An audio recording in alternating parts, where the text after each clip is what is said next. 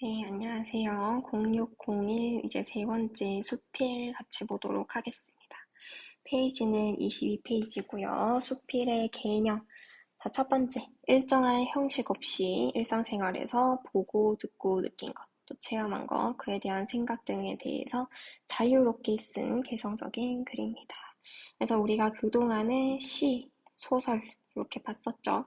이 시와 소설은 작가, 등단한 작가들만 쓸 수 있는 거였는데 이제 수필은 좀 더 그에 비해서 자유로운 형식으로 누구든지 쓸 수 있는 그런 일기 같은 글입니다.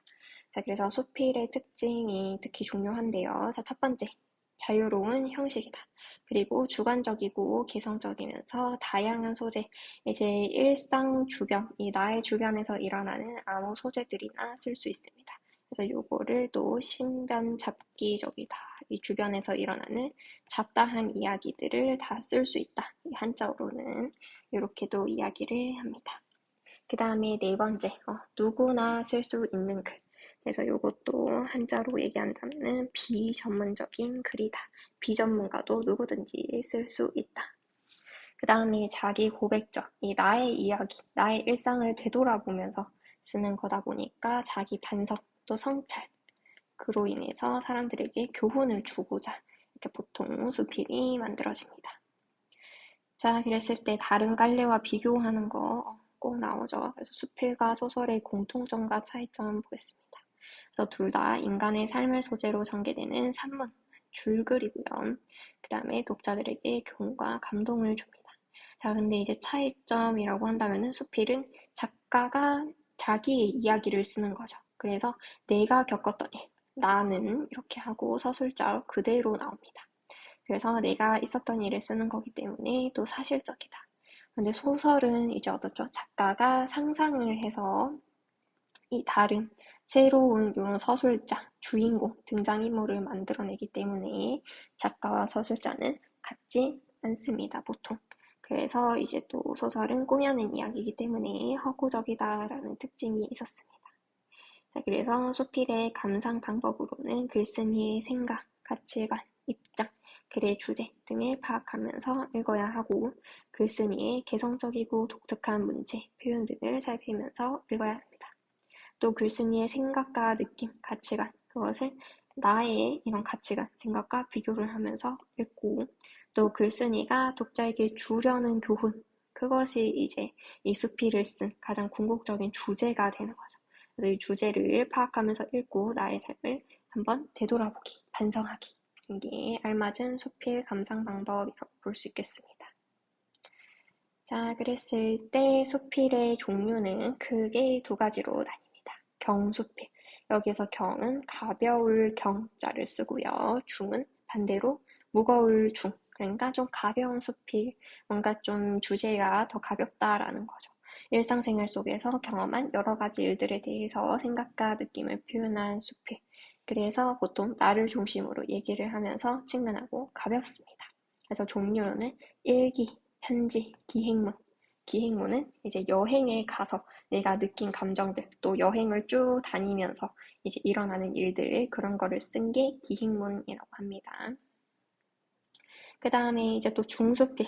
그러면은 여기는 뭔가 주제가 조금 더 무겁다라는 거죠. 그래서 사회적, 공적인 문제, 사회적인 관심거리에 대해서 논리적으로 생각을 표현한 수필을 중수필이라고 합니다. 그래서 객관적이고 논리적인 표현으로 글쓴이의 생각을 드러내기 때문에 논리적, 사회적, 비판적, 사색적. 확실히 여기보다는 조금 더 이 객관적이고 논리적인 느낌 들죠.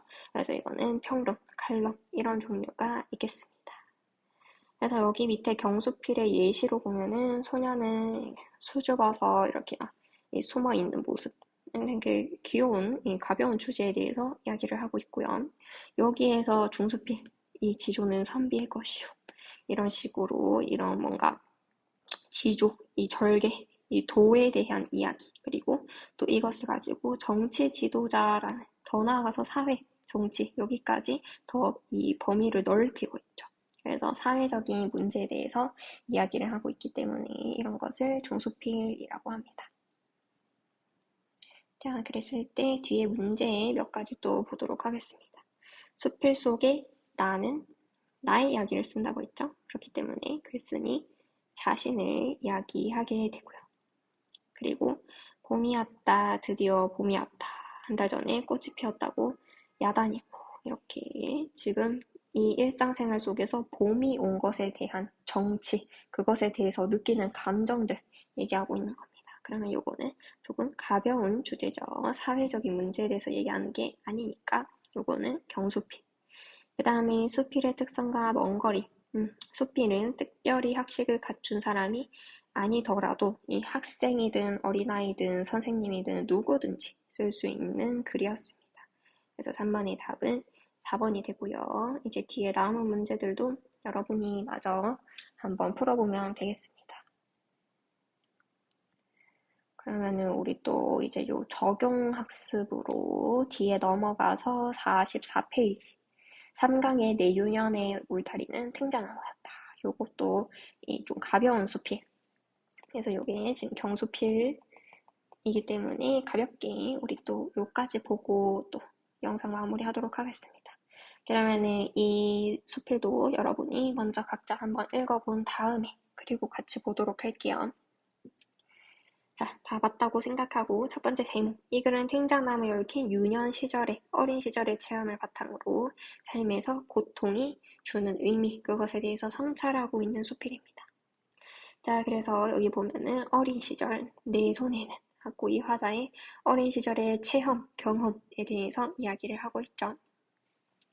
자, 여기 한번 봅시다. 지금도 고향 하면은 탱자의 시큼한 맛, 그래서 미각 나오고요. 탱자처럼 하고 또 직역법도 나오고 있네요. 노랗게 된 손바닥. 이 노랗다라는 거는 눈으로 보니까 시각. 그 중에서도 색깔에 대해서 얘기하니까 색채 이미지 등장하고 있다. 그리고 오래 남아있던 탱자 냄새. 이렇게 후각까지 다양한 신상들이 나오고 있습니다. 그래서 이러한 다양한 감각적 표현. 이것을 또 한자로 심상이라고 얘기할 때 이거를 왜 쓰는가 하면은 고향에 대한 이 옛날의 기억을 좀 더 생생히 느끼게 하려고 전달하려고 이렇게 표현을 쓰고 있다고 보면 되겠습니다. 자, 그럴 때 이 친구가 탱자 가시에 찔리곤 하는 것이 예사였는데 하면서 이 가시 바뀌었던 이 가시에 대한 추억, 이 과거에 했던 생각, 그것도 얘기를 하고 있습니다. 그러면서 이제 얻은 깨달음에 대해서 슬슬 얘기가 나오고 있어요. 얼마 후에 아버지는 이렇게 가르쳐 주셨습니다. 가시는 왜 있는 거래요? 아름다운 꽃과 열매를 지키기 위해서 이 가시들이 있는 것이었습니다. 그래서 이렇게 살아있는 생명에게는 자기를 지킬 수 있는 힘, 그래서 이 가시를 힘이라고 또 표현을 하고 있죠. 자, 그러던 어느 날 이 탱자 꽃잎이 스스로 자기 가시에 찔린 흔적을 봤습니다. 스스로를 지키기 위해서 주어진 가시가 때로는 자신을 찌르기도 한다는 사실에 나는 슬픔을 느꼈대요. 자, 그 다음에 이제 시간이 흘러서 이제 나는 이런 뭐 책가방, 영어 단어장 이렇게 일상에 치이는 그런 사람이 되어 있었습니다. 자, 생활의 짐은 한 번도 가벼워진 적이 없으며 나에게는 계속 날카로운 가시들이 자라나기 시작했다. 이제 여기서 가시가 나타내는 상징적인 의미, 삶의 고통, 이 힘들게 살면서 이런 고통만 계속해서 자라나기 시작을 한 거죠. 그러면서 이게 나 스스로를 계속 더 아프게 찔러낸다는 사실을 알게 되었다고 합니다. 근데 이 화자는 이 서술자는 그것을 마냥 부정적으로 보는 게 아니라 이 크고 작은 가시들이 나를 키웠다. 오히려 이 부정적인 상황에서 나는 더 성장할 수 있었다. 이런 식으로 이야기를 합니다. 자, 아무리 행복해 보이는 사람에게도 가시는 있기 마련이다. 뭐 용모나 육체적인 장애, 아니면 가난한 환경, 나약하고 내성적인 성격, 원하는 재능이 없다는 것. 뭐 이러한 우리가 보통 콤플렉스 이렇게 얘기하죠. 그런 것들이 가시가 된다고 한다. 그래서 이것 때문에 삶을 혐오하기도 합니다. 그런데 이제 로트레크라는 화가의 이야기를 하나 가지고 와서 또 얘기를 더 설명을 자세히 하고 있어요. 이 로트레크는 다리를 잃고 나서 이제 어디 막 다닐 수가 없으니까 계속 이 그림을 그렸다고 합니다. 그래서 이 친구는 내가 다리가 짧지 않았더라면 그림을 그리지 않았을 것이다 라고 얘기를 해요. 그러면서 우리가 오래 고통을 받아온 것이 오히려 존재를 들어 올리는 힘, 그래서 여기 또 왼쪽에 세모를 한번 볼까요? 삶의 고통. 삶의 고통이 인생의 소중함을 깨닫게 하고 우리를 겸허하게 만들어주는 긍정적인 역할을 한다는 깨달음을 얻고 그것을 우리에게 전달해주기 위해서 이 서술자가 지금 수필을 쓰게 된 겁니다. 그래서 이렇게 얘기를 하죠. 어차피 뺄 수 없는 삶의 가시라면은 어떻게 받아들이고 다스려 나가느냐. 그것이 더 중요하다라고 얘기를 하고 있습니다. 그래서 이 가시, 뽑혀지기를 간절히 바라는 가시야말로 오히려 더 깊게 끌어안고 살아가야 할 그런 존재인지도 모른다. 라고 삶의 교훈을 주는 경수필이었습니다. 자, 그러면은 여기 이제 뒤에도 여러분이 문제를 먼저 한번 풀어보고 나서 또 같이 한번 풀이를 해보도록 하겠습니다. 자, 먼저 1번 한번 볼게요. 자, 보기. 이 법정 스님의 무소유라는 이것도 수필입니다. 문득 생각이 난 것이었다. 난초를 뜰에 내놓은 채 온 것이다. 하고 이 분이 직접 겪었던 이야기. 난초를 이제 너무나도 귀하게 키워서 이 난초에 오히려 내가 집착을 하게 됐다. 그러면서 이제 소유를 한다는 게 진짜 소유하는 게 아니구나. 이 무소유가 진정한 진리다. 이 집착에서 벗어나야 한다. 라는 또 교훈을 주기 위해서 쓴 이것도 경수필입니다. 그랬을 때 여기에 지금 객관적인 관찰을 바탕으로 전개된다. 이거는 객관적이 아니라 수필의 특징은 주관적이다 라고 했었죠. 그렇기 때문에 1번의 답은 2번이 됩니다. 그 다음에 2번 윗글의 중심 내용은 삶의 여정에 따른 경험과 성숙하자. 특히 이 삶의 고통인 가시를 어떻게 내가 다스릴 것이냐 그것에 따라서 또 성숙되는 과정이 이렇게 더 내가 성장을 할 수 있다라고 얘기를 하게 된 거였습니다. 그러면은 뒤에 이제 남은 문제도 여러분이 각자 한번 풀어보면 되겠습니다.